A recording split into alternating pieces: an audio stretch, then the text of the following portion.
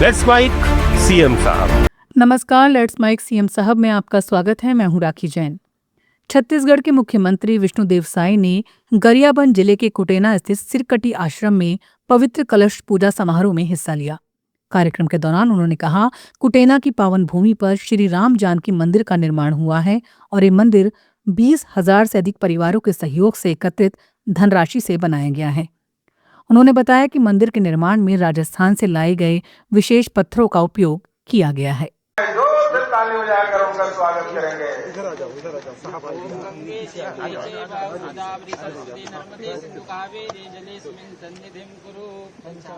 तालियां बजती रहेगा।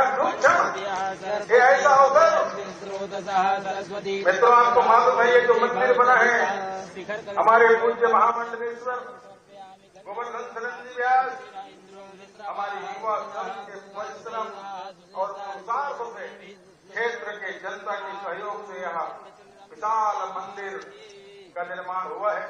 आज मंदिर के पूर्णता पर उस शिखर का पूजन। मित्रों, मंदिर के शिखर हमेशा चमकता रहे। हिंदू धर्म का प्रतीक, सनातन धर्म का प्रतीक ये मंदिर हमारी ऊर्जा का केंद्र है, हमारे प्रेरणा का केंद्र है। हजारों लोग आएंगे जाएंगे और इस मंदिर से उनका जीवन में आशीर्वाद मिलता रहेगा। आज यहाँ पर धर्म ध्वजा पताका फहराया जा रहा है। छत्तीसगढ़ के 3 करोड़ जनता के प्रतिनिधि के रूप में माननीय मुख्यमंत्री के कर कमलों से जो ध्वजा होगा, ये ध्वज पताका फहरेगा तो आसमान की ऊंचाइयों पर भारत का हिंदू धर्म पुरातन चिरातन संस्कृति का जय जयकार होगा। और जब तक धर्म ध्वजा फहरता रहेगा, भारत का सनातन विश्व गगन पर इसे चमकता रहेगा। यह प्रतीक आज यहाँ पर होने जा रहा है। हम सब लोग इसके साक्षी हैं। जोर से तालियां बजाकर इनका अभिनंदन स्वागत करते हैं। जय जय श्री राम, जय जय श्री राम। राघवेंद्र सरकार की सीता। उत्तराखंड के मुख्यमंत्री पुष्कर सिंह धामी ने हिमालय को मजबूत बनाना मध्य सेक्टर में सैन्य नागरिक विलय रणनीति पर आयोजित सेमिनार को संबोधित किया। कार्यक्रम में उन्होंने कहा कि राष्ट्र की सुरक्षा सिर्फ सेना की नहीं, हर नागरिक की जिम्मेदारी है और सीमांत क्षेत्रों में रहने वाले लोग इस दायित्व को हमेशा निभाते रहे हैं। सीएम धामी ने बताया कि सीमांत इलाकों के विकास के लिए सरकार लगातार कदम उठा रही है। दांत खट्टे कर दिए थे। मेरा मानना है कि राष्ट्र की रक्षा केवल सेना की जिम्मेदारी नहीं है, बल्कि हम सभी का दायित्व है। सिविल के लोगों का भी उतना ही दायित्व है, देश के हर नागरिक का दायित्व है। हमारे सीमांत क्षेत्रों में रहने वाले नागरिकों ने तो समय समय पर अपने इस दायित्व को बहुत बखूबी निभाने का काम किया है। इसे देखते हुए हमारे सीमांत क्षेत्रों का समग्र विकास हो, नागरिकों के जीवन में सुधार लाना राष्ट्रीय सुरक्षा की दृष्टि से भी अत्यंत महत्वपूर्ण है। इसी को ध्यान में रखते हुए आज आदरणीय प्रधानमंत्री नरेंद्र मोदी जी के कुशल नेतृत्व में वाइब्रेंट विलेज योजना के अंतर्गत हमारे सीमावर्ती गांवों के विकास और उनके सशक्तिकरण की दिशा में विशेष कार्य किए जा रहे हैं। अनेक नवाचार किए जा रहे हैं इन क्षेत्रों में। आज अनेक आधारभूत जो आवश्यकताएं हैं उनको पूरा किया जा रहा है। नेटवर्क बनाया जा रहा है, सड़कों का नेटवर्क बनाया जा रहा है, जिससे न केवल इन क्षेत्रों में लोगों का आवागमन सुगम हुआ है, बल्कि पर्यटन की दृष्टि से भी, व्यापार और आर्थिक दृष्टि से भी, सामरिक दृष्टि से भी बहुत। केरल के मुख्यमंत्री पिनराई विजयन ने Kerala legislative international book festival में लेखक NS माधवन को साहित्य में योगदान के लिए केरल असेंबली पुरस्कार प्रदान किया। सीएम विजयन ने कहा कि SN माधवन की रचनाओं ने साहित्य और पाठकों दोनों को समृद्ध किया है और राज्य की सांस्कृतिक विरासत को नए आयाम दिए हैं।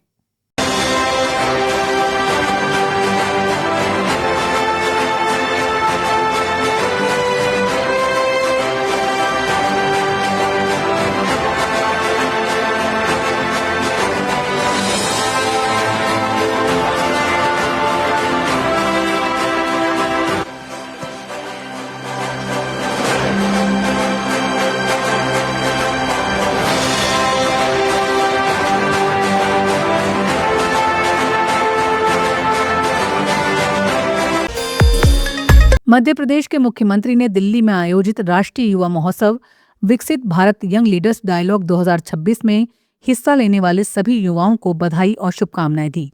सीएम ने कहा, ये मंच देश भर के युवाओं को अपने विचार साझा करने और विकसित भारत के निर्माण में योगदान देने का अवसर प्रदान करता है।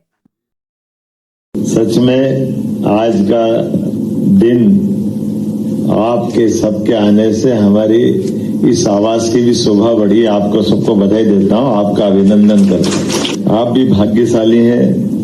यद्यपि भारत को आध्यात्मिक पटल पर दुनिया के बीच में उसकी मूल चेतना के साथ भारत को भारत के लिए और भारत के तरीके से जिस शख्स ने दुनिया में परिभाषित कराया, अमेरिका से प्रारंभ करते हुए विश्व धर्म संसद से, वो स्वामी विवेकानंद की स्वरूपधारी आप सब विवेकानंद, मैं आपको बधाई देता हूं, सच में अभिनंदन करता हूं।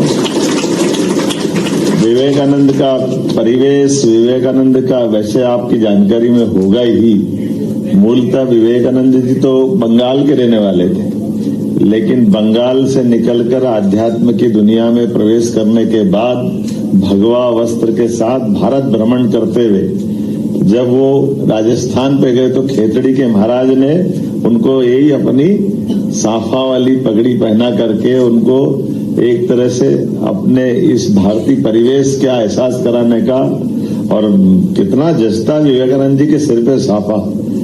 ऐसा कभी हमको लगता है कि विवेकानंद जी के जो व्यक्तित्व के साथ साफे ने कितना मैच किया है।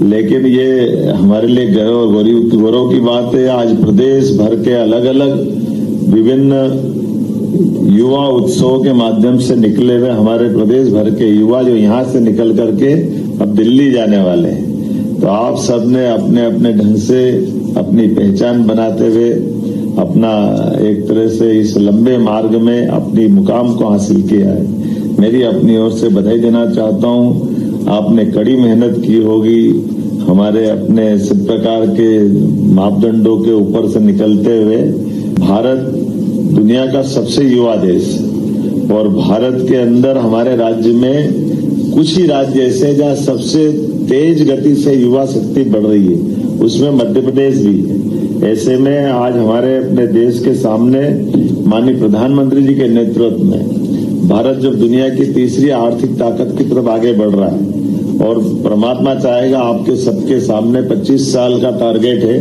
2047 तक भारत दुनिया का नंबर 1 देश बने, ऐसी आकांक्षा और ये जवाबदारी आप सबकी है।